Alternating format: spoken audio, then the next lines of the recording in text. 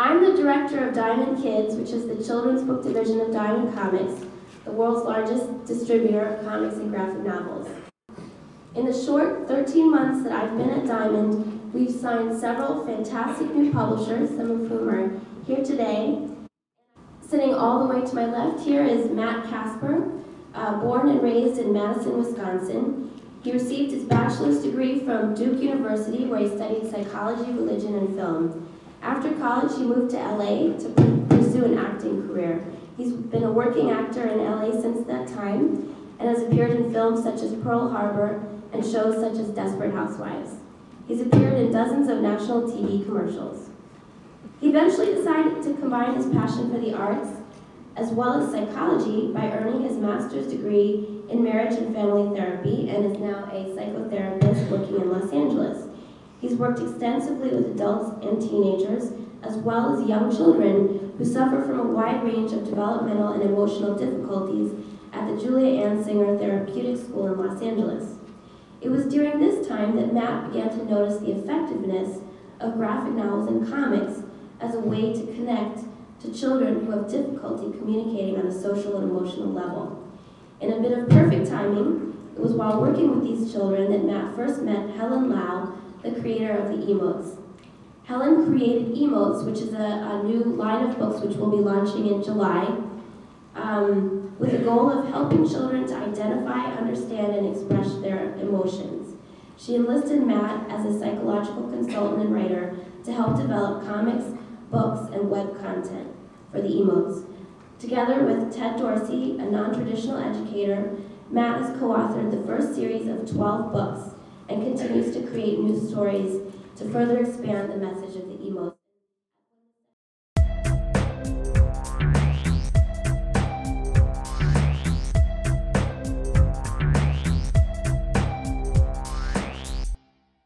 So I began to work with children who fell somewhere on the autism spectrum, maybe some emotional, developmental challenges.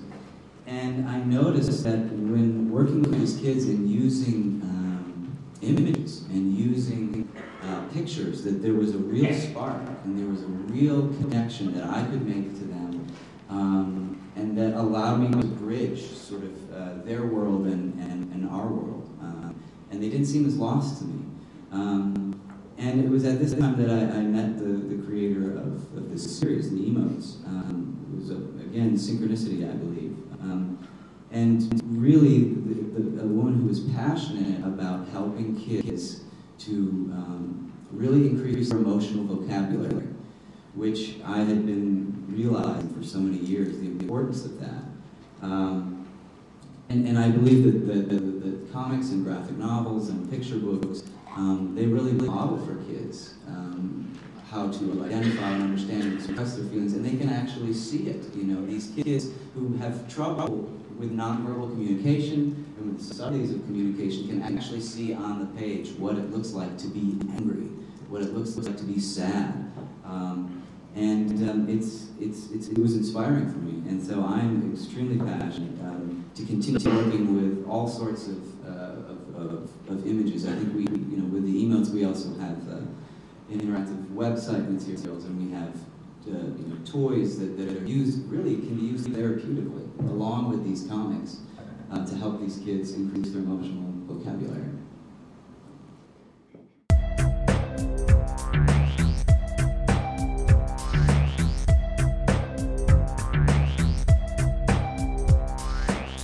Transitional object might be a child's blanket or the tattered stuffed animal that they sort of carry around with them, and it's really something to attach to and to help them become an independent thinker, to become someone who's aware of their own self. They're going to transition when they are ready, and I think comics and the graphic novel and whatever the visual medium can provide that for kids, especially for kids that are maybe a little scared of reading, or they're intimidated by it. It's a way for them to ease in, and they might keep reading comics forever, and that's okay too, because they will pick up something else.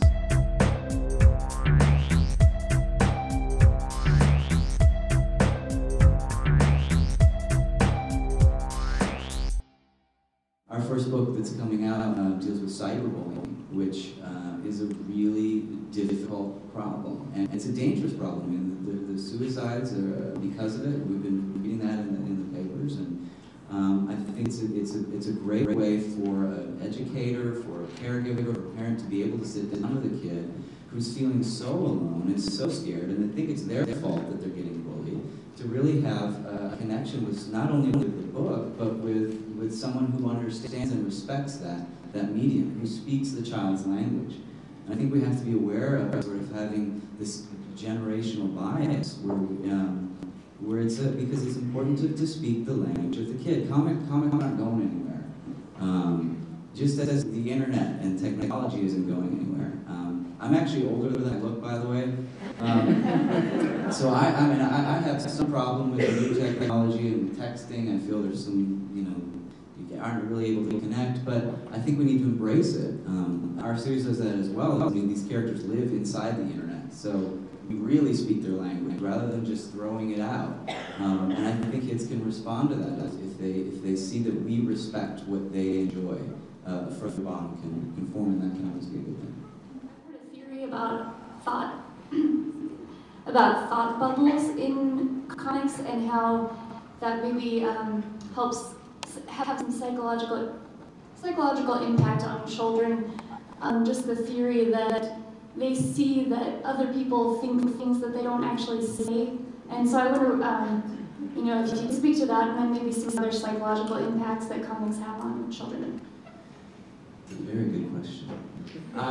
But I think, again, it's sort of seeing the nonverbal communication, which I think is what you're sort of speaking to, being able to see on the page what's behind, what's underneath the nonverbal emotional expression, so they can see in the thought bubble, okay, he really looks something. He's mad. And they can then read words that are used to express it verbally. So there's a pairing that happens between the verbal and the nonverbal communication that I think is extremely impactful.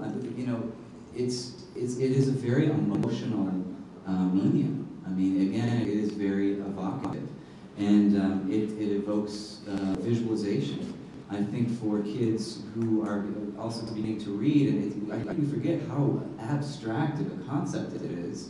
Sort of putting these letters together to form these words that, so much time is spent, I think, when young readers begin just sounding out the word.